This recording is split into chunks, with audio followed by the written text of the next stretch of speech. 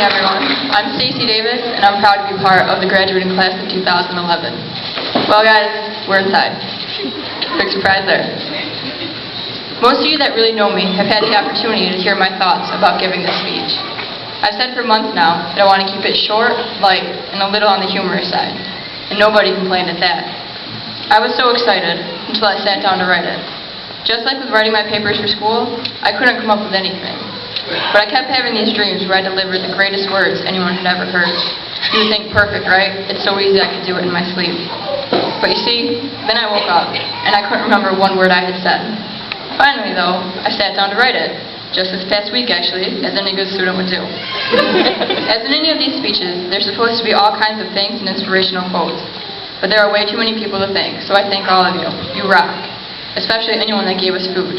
I genuinely want to thank my parents, though, Joe and Tina, sitting out there like you have for the past 18 years supporting me without any question. You couldn't ask for two better people to guide you in your life. I love you. I thank everyone for sticking with me through that. Before I get to my inspirational stuff, I want to make one thing clear. Just because I'm the valedictorian of our class does not mean that I'm any more intelligent or any more capable than any of these 200 people sitting next to me. Every single person out there understands and has accomplished things that I never will be able to in my life.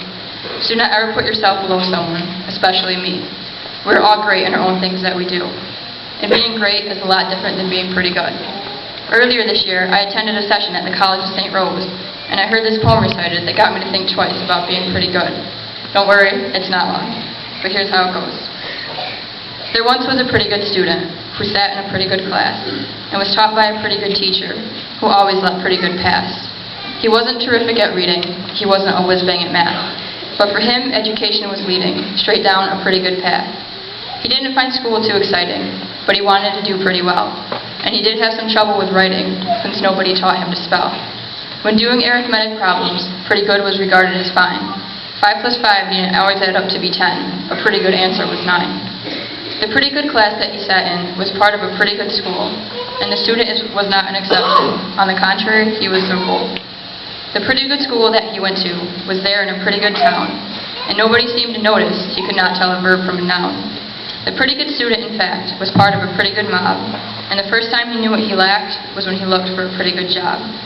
It was then when he sought a position that he discovered life could be tough, and he soon had a sneaking suspicion pretty good might not be good enough. The pretty good town in this story was part of a pretty good state, which had pretty good aspirations and prayed for a pretty good fate.